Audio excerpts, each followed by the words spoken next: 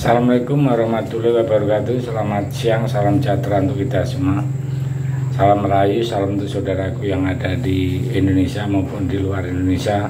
Semoga berbahagia, dan yang sakit mudah-mudahan cepat sembuh, dan yang bekerja aktivitas mendapat rezeki yang berkah. Amin. Video kemarin saya membahas masalah Gibran yang tidak hadir di acara Muhammadiyah. Kali ini saya membahas capresnya Pak Prabowo yang datang di Muhammadiyah.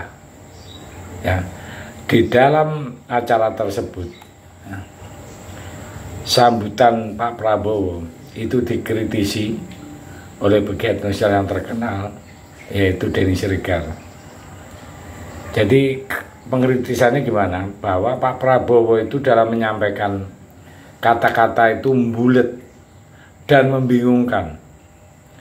Ada momentum tak biasa ditunjukkan oleh calon Presiden Prabowo Subianto saat berpidato di acara dialog terbuka Muhammadiyah di Universitas Muhammadiyah Surabaya, Jawa Timur, Jumat tanggal 24 November.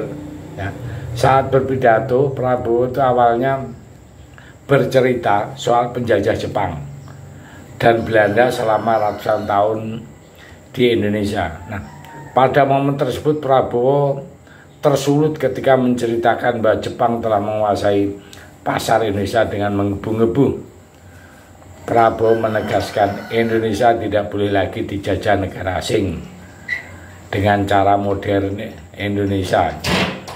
Dia harus mampu menguasai pasar dunia.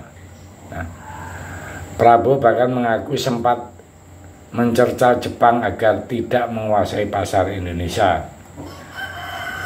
Terlebih Jepang membatasi kegiatan ekspor Indonesia ke negara itu. Setelah menceritakan dengan semangat membara, Prabowo memberikan klarifikasi kepada undangan yang hadir bahwa temperamennya kini sudah menurun.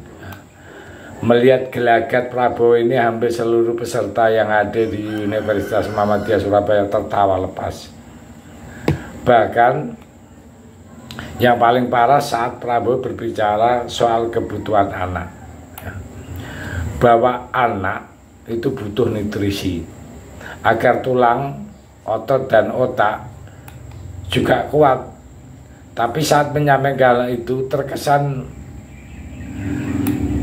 tidak menguasai itu, jadi terlihat aneh dan seperti tidak betul-betul materinya itu nggak dikuasai oleh Prabowo. Sebenarnya ingin menyampaikan visi misinya di acara Milad Muhammadiyah. Ini kan milad yang ke-11 ya, dan permasalahan bangsa saat ini. Tapi karena kebanyakan ngasih ilustrasi, akhirnya hadirin jadi kurang fokus memahami materi, kayak bicaranya ngalur ngidul dan bulet. Nah, itu memang sudah jadi gaya Prabowo kan. Tidak bisa dirubah, entah itu memang tidak siap atau memang sudah faktor usia. Bahkan yang dikritis oleh Denny Sregar kan sampai heran dengan pidato Prabowo yang bulat dan membingungkan itu. Jika dilihat, Prabowo Subianto rupanya kalah dengan nafsunya. Gejolak nafsu itu meledak-ledak, tapi kali mengingat keinginannya yang sangat berkuasa itu, dan juga dorongan orang-orang terdekat, sehingga sangat kesulitan untuk mengontrol emosinya. Nah, jadi ini adalah pertaruhan sekelas pemilihan presiden. Sampai salah mengucap atau menyebut, ya, seluruh rakyat Indonesia pasti tidak pernah lupa beberapa peristiwa yang memalukan yang dibuat oleh calon presiden nomor urut 2 tersebut. Adanya kesalahan fatal yang dilakukan oleh Prabowo dalam pidato tersebut yang membuat kita tentu perlu berpikir 11 kali ya dulu untuk memilih beliaunya menjadi pemimpin. Bangsa ini harus menyampaikan kondisi bangsa. Jadi Prabowo tidak menggunakan data yang valid.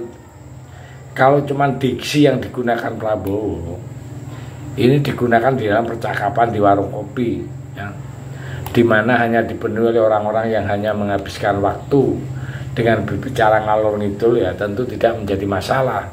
Namun ya, Prabowo sedang melakukan pidato sambutan di acara Milad Muhammadiyah yang disiarkan di seluruh tanah air, di mana mayoritas sudah mulai cerdas akibat perkembangan teknologi.